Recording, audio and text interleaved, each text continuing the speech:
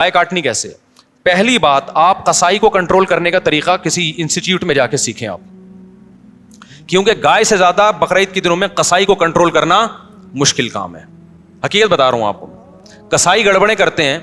پہلی بات، قصائی کیا کرتا ہے، کیونکہ اس کے پاس اس 3 دنوں میں نا بقرعید کے، قصائی سے زیادہ مہنگا دنیا میں کوئی آدمی ہوتا نہیں ہے. 3 دنوں سے پہلے بچڑا جو مہنگا تھا نا، اب بچڑے اس کی ساری قیمت کدھر چلی جاتی ہے؟ قصائیوں کی طرف. اب قصائی کی ویلیو ہے. تو قصائی پکڑائی میں نہیں آتے، ان کو ہوتی ہے جلدی. آپ لائے، پہلی گڑبڑ قصائی یہ کرتا ہے کہ جانور کو گرایا، منہ میں ہوتا ہے اس کا گٹکا، منہ میں ہوتا ہے پان، منہ ہلا ہی نہیں رہا ہوتا، تکبیر ہی نہیں پڑھ رہا ہوتا. وہ کیسے پڑے گا جب اتنا بڑا گٹکا منہ میں رکھ کے پیک کے ساتھ بیٹھا ہوا ہے؟ تو تکبیر نکلے گی تو گٹکا ضائع ہو جائے گا نا اس کا. نہیں آ رہی میرا خیال ہے بات سمجھ میں. تو وہ چھری چلا رہا ہوتا ہے. ابے بھائی، تو آپ نے کیا کرنا ہے، قصائی سے بولیں جانور گرا دو، اس کی ٹانگیں قبلہ رخ کر دو. جانور کی قبلہ رخ ٹانگیں جب کریں گے تو جانور کا رخ قبلے کی طرف ہو جاتا ہے. سمجھتے ہیں نا؟ لوگ کیا کرتے ہیں کہ وہ ٹانگیں ادھر ہیں، منہ بیچارے کا گھما رہے ہوتے ہیں اس طرف کو. ٹھیک ہے نا؟ تو وہ بھی جانور بزبان حال کہتا ہے بیل میں ہوں، حرکتیں تیری ہیں بیل جیسی. تو اس کو گرا کے آپ نے کیا کیا، اس کا رخ کہاں کر دیا؟ قبلے کی طرف. بلکہ اور آسان کر کے بتاتا ہوں، جو ذبح کرنے والا ہے نا، اس کا رخ قبلے کی طرف ہونا چاہیے. سمجھتے ہیں بات کو؟ تو اس طرح سے جانور کو گرائیں کہ آپ کا رخ کہاں بن رہا ہو. تو پاکستان میں اس کا طریقہ یہ ہے کہ جانور کا جو سر ہے وہ ہو جنوب کی طرف. جانور کا سر کس کی طرف ہو؟ جنوب کی طرف. دم کا رخ کس طرف ہو؟ شمال کی طرف. اور ٹانگیں کس طرف ہو جانور کی؟ قبلے کی طرف. تو اس سے آپ کا ہاتھ بھی صحیح بیٹھے گا، آپ کا سینہ کس طرف ہو جائے گا؟ قبلے کی طرف ہو جائے گا. سمجھ رہے ہو؟ لیکن یہ اس جانور کے ساتھ جو آسانی سے اس کام کے لیے تیار ہو جائے. بعض دفعہ جانور اتنا خطرناک ہوتا ہے کہ اس کو گھمانے میں بہت ٹائم لگتا ہے، تو پھر قبلے کی طرف رخ کرنا کوئی ضروری عمل نہیں ہے. جیسے تیسے اس کو کاٹ کے جانور کو بھی تکلیف سے بچاؤ، خود بھی ٹینشن سے بچو. کیونکہ بعض دفعہ اتنی مشکل سے گرائے، قابو میں نہیں آ رہا، اس کو قبلہ رخ گھمانے کی جگہ نہیں مل رہی، اتنے چکر میں جانور ہی اٹھ کے اس نے آپ کو قبلے کی طرف لٹا دیا. سب لوگوں سب لیٹے ہوئے ہیں. ٹھیک ہے نا؟ ایسے بڑے واقعات ہوئے ہیں. تو کوئی تگڑا قسم کا جانور ہے، کنٹرول میں نہیں آ رہا، تو پھر تو جیسے تیسے ہو کر لو، تاکہ جانور کو بھی تکلیف نہ ہو، آپ کو بھی نہ ہو. لیکن نارملی اگر آسانی سے پاسبل ہو تو آپ نے کیا کرنا ہے کہ یہ بھی کر سکتے ہیں کہ اس کا سر شمال کی طرف ہو اور دم جنوب کی طرف ہو. یہ بھی صحیح ہے. مطلب یہ کہ ایک رخ اس کا شمال کی طرف اور ایک جنوب کی طرف. تو پھر پاؤں کس کی طرف ہوں گے؟ قبلے کی طرف. پھر آپ جب ذبح کرو گے نا تو آپ کا رخ کس طرف ہوگا؟ قبلے کی طرف. تو قصائی سے آپ چھری لے لیں. بعض دفعہ قصائی غیر مسلم بھی ہوتے ہیں، تو غیر مسلم کا ذبیحہ بھی اسلام میں حلال نہیں ہے. مشرک بھی ہوتے ہیں بعض دفعہ.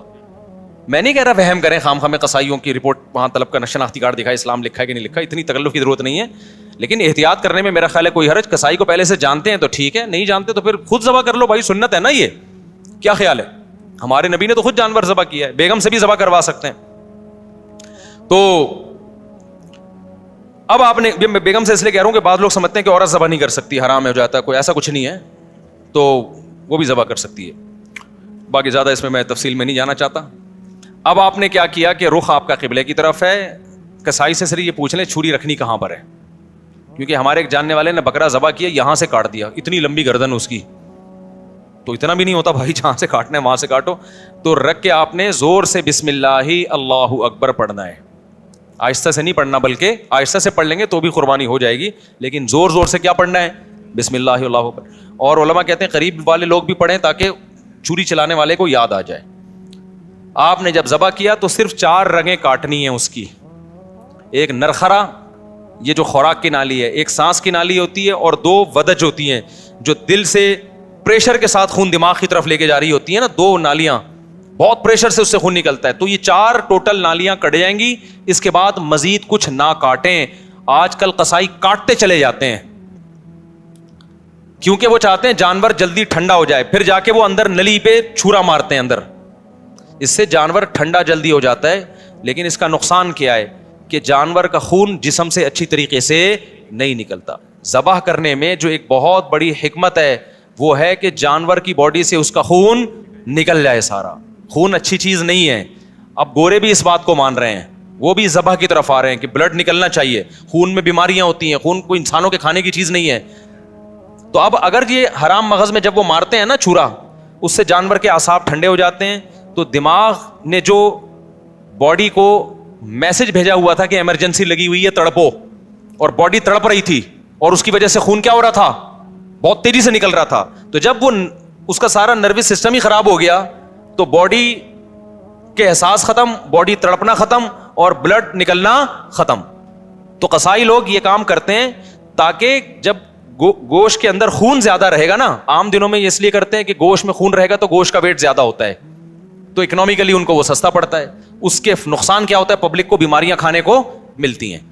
عام گوشت جو مارکیٹ میں مل رہا ہے نا, اس میں کیا ہوتا ہے, بلڈ رہ جاتا ہے, صحیح طرح وہ ذبح نہیں کرتے, چھرا مار دیتے ہیں اندر, جانور ٹھنڈا ہو گیا, گوشت میں بیماریاں رہ جاتی ہیں خون کی وجہ سے, وہ نقصان ہے. اور بقرعید میں کیا کرتے ہیں, بقرعید میں ان کو جلدی ہوتی ہے, یہ اکنامیکلی ان کو نقصان ہوتا ہے کہ اگر ہم نے جانور کے ٹھنڈا ہونے کا انتظار کیا تو اتنی دیر میں ہم 10 بچڑے اور گرا سکتے تھے.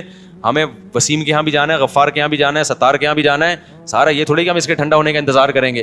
تو لہٰذا وہ فوراً کیا کرتے ہیں, اندر چاقو مار دیتے ہیں, چھرا گھونپ دیتے ہیں تاکہ ٹھنڈا ہو جائے جلدی. تو آپ نے پہلے ٹریننگ کرنی ہے قصائی کو کنٹرول کرنے کی, کیونکہ لوگوں نے یہ میرے بیانات بھی قصائیوں کو سنائے کہ ابے 4 رگے کاٹ کے آرام سے کھڑا ہو جا, 2 منٹ اس کا خون نکلنے دے آرام سے, جب نکل جائے گا خون پھر کھال اتارنا شروع کر دو, اس کی اپنی طبعی موت اس کو مرنے دو, ذبح ہونے دو. لیکن قصائی کو پتا ہے کہ بھائی اگر یہ تو میں تو دیر ہو جائے گی مجھے, تو آپ اس کو بیان سنائیں, سمجھائیں, قصائی باز نہیں آتا. تو اس لیے میں بار بار کہتا ہوں کہ آپ نے جس کھونٹے سے جانور کو باندھا ہوا تھا نا, 4 رگے کاٹ کے تھوڑی دیر کے لیے وہاں سے قصائی کو باندھ دیں آپ. معذرت کے ساتھ قصائیوں سے پیشگی معذرت, وہ بھی ہمارے دوست یار ہیں بھائی, اسی سوسائٹی کا حصہ ہیں, لیکن کنٹرول میں ہی نہیں آتے نا, وہ کرتے ہیں, وہ نہیں مانتے.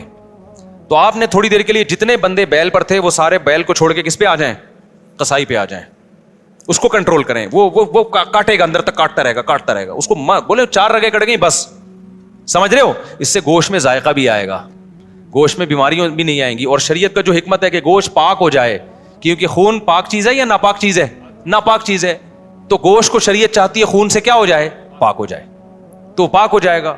سمجھتے ہو؟ تو یہ کام جب آپ نے کر لیا, اس کے بعد قصائی کو بولیں بھائی تو اب چھری سے جو بھی کرنا ہے کر, وہ کھال وال اتارے گا. اس کے بعد آپ نے کیا کیا ہے, وہ پھر جو شروع میں کلیجی نکلتی ہے, لوگ اس کی چاہت میں ہوتے ہیں جلدی سے ہم کلیجی کھا لیں. تو اب آپ نے حصے ایسے بنانا ہے کہ ٹھیک ہے, آپ کلیجی وہ جو چیزیں نکل رہی ہیں اس کے تلی ولی جو لوگوں کو شوق ہوتا ہے, وہ آپ نے 7 حصے کیے, اور 7 حصوں میں تھوڑا سا گوشت بھی لے کے ملا دیا, اور تھوڑی سی کلیجی بچا کے رکھ لی. یعنی کلیجی کے 7 حصے کیے, کلیجی دل ولز کے 7 حصے کیے, اور اس میں 7 میں کیا ملا دیا, بوٹیاں ملا دی کچھ, اور آخر میں جو گوشت کے 7 حصے کیے ان میں کیا ملا دی, کلیجی ملا دی. اب سود کے مسائل سے آپ کی حفاظت ہو جائے گی, سمجھ رہے ہو.